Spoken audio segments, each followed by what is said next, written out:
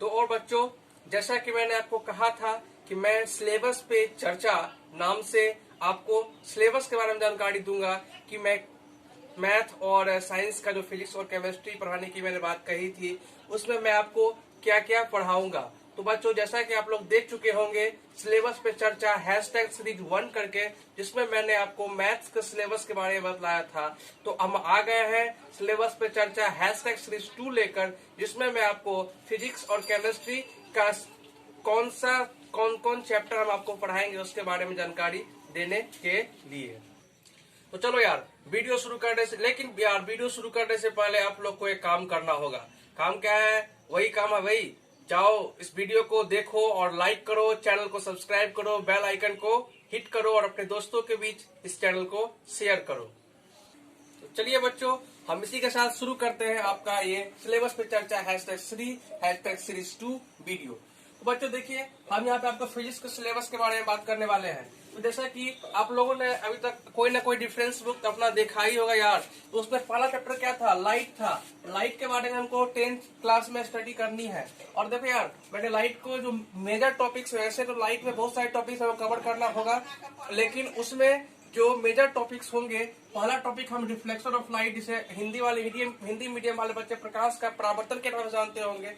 दूसरा हमारा major topics है रिफ्रैक्शन ऑफ लाइट, जिसे हिंदी मीडियम वाले बच्चे प्रकाश का अपवर्तन के नाम से जानते होंगे। जो ये बच्चे ये सब मेजर टॉपिक्स हैं जो हमको लाइट चैप्टर के अंदर ही कवर करने होंगे। और उसके बाद हमको कुछ इंटरेस्टिंग फैक्ट्स के बारे में जानना होगा, जो है आई एंड सम नेचुरल फेनोमेनन का टाइटल मैंने उसे दिया है। आपको विभिन्न बुक्स में विभिन्न टाइटल इसे दिया गया होगा, लेकिन बेसिकली है यही कि हमको आंख के बारे में पढ़ना है, कंस्ट्रक्शन के बारे में पढ़ना है और कैसे काम करता है, पूरी आंख के बारे में एक डिटेल जानकारी लेना है। उसके बाद कुछ नेचुरल फेनोमेनन, जैसा कि बच्चों आप लोग इन धनुष को देखे होंगे, रेनबो के बारे में जानकारी लेते होंगे, और स्कैटरिंग ऑफ लाइट, ऐसे बहुत सारे फेनोमेनन है जो नेचुरल फेनोमेनन है, जैसे हम लोग देखते तो है, लेकिन उसके बारे में कोई डिटेल जानकारी नहीं है, वह हम यहाँ।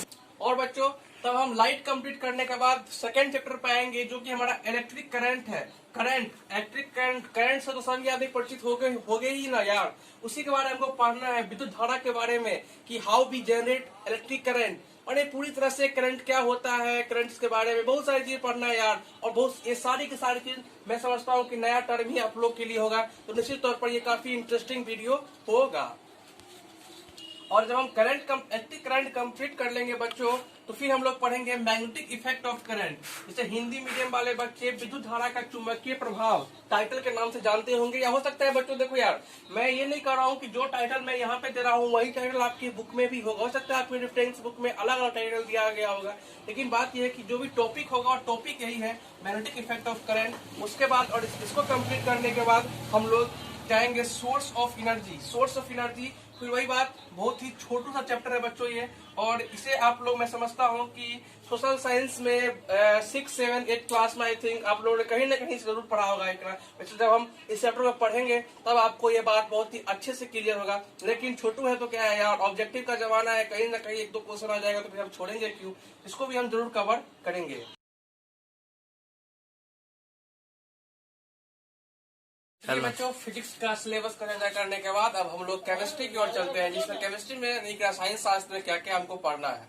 तो केमिस्ट्री के अंदर हमारा पहला चैप्टर है chemical reactions and equation. Hindi medium वाले बच्चे रासायनिक अभिक्रिया एवं समीकरण के नाम से जानते होंगे इस चैप्टर को। देखो बच्चों, हमको पढ़ना है कि केमिस्ट्री के अंदर जितने भी रिएक्शंस होते हैं उसे किस तरह से हम बहुत ही छोटे फॉर्मेट में उसको हम निरूपित कर सकते हैं, इसके बारे में इस चैप्टर में पढ़ेंगे। इसका नाम केमिकल रिएक्शन एंड इक्वेशंस होगा। कहीं कहीं ये मतलब यार, मतलब मैंने फिर से वही बात कर रहा हूँ कि टाइटल हो सकता है चेंज हो, लेकिन टॉपिक यही है जो आपको पढ़ना है। उसके बाद में बच्चे हम ये कंप्लीट कर लेंगे तो आएंगे दूसरा चैप्टर पे, जो केमिस्ट्री के अंदर है acid, base and salts. Hindi medium वाले बच्चे अम्ल, भस्म और लवण के नाम से इस चैप्टर को जानते होंगे। और बच्चों, मैं समझता हूँ आप बेस और सॉल्ट, भस्म और लवण के बारे में हो सकता है आपके पास कुछ कम जानकारी हो, मतलब हो सकता है आप इसके बारे में नाम नहीं सुने होंगे, ऐसा कुछ प्रॉब्लम हो सकता है यार। बट एसिड के बारे में तो मैं समझता हूँ यार, सबको बारे में एसिड का नाम तो हमने सुना ही होगा। तो हमको बेसिकली इस चैप्टर में एसिड्स के बारे में पढ़ना है, एसिड क्या होता है, उसका पीएच वैल्यू के बारे में पढ़ना है, और बहुत सारी चीजें हैं जिसके बारे में हमको पढ़ना है इस चैप्टर में। और बच्चों जब हम acid base and salts complete कर लेंगे उसके बाद मेटल्स और नॉन मेटल्स पे आएंगे, जो हमारा तीसरा चैप्टर केमिस्ट्री के अंदर हिंदी मीडियम वाले बच्चे इसे धातु और अधातु के नाम से जानते होंगे।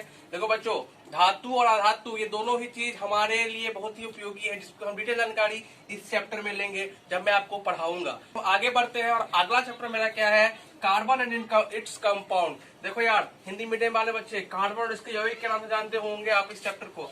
मैं इसे 3 स्टार लगा रहा हूँ, क्योंकि मेरे हिसाब से अगर कुछ केमिस्ट्री में टफ है 10th की केमिस्ट्री में तो वो यही चैप्टर है बच्चों। वैसे कुछ टफ होता नहीं है और मैं इसे डेफिनेटली प्रूफ भी कर दूंगा। जब आप मेरे साथ चैप्टर को पढ़ोगे तो उस पढ़ने का आपको ऐसा फील होगा कि कुछ भी टफ नहीं है। आई गारंटेड यू, मैं इसे प्रूफ कर दूंगा। लेकिन फिर भी यार अगर कुछ टफ है तो मैं इसे ही मानता हूँ, क्योंकि और हाँ एक बात मैं बताना भूल गया, जो बच्चे भी आगे जाके आईएससी करेंगे साइंस से, और आप यार साइंस मतलब मैथ से करो या बायो से करो, केमिस्ट्री तो आपके साथ रहेगा ही, और वहां पे इसका एक अलग ब्रांच बन जाता है जिसे ऑर्गेनिक केमिस्ट्री के नाम से जानते हैं। और वहां पे आपको चैप्टर पढ़ना होगा और डिटेल पे पढ़ना होगा। यहाँ तो बस हम बेसिक एक इंट्रोडक्शन ही लेंगे।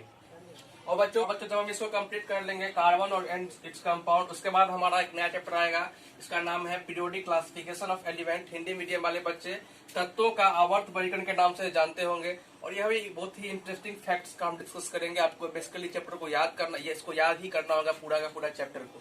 और उसके बाद हमारा एक बहुत ही छोटू chapter the management of natural source का टाइटल मैंने उसे दिया है।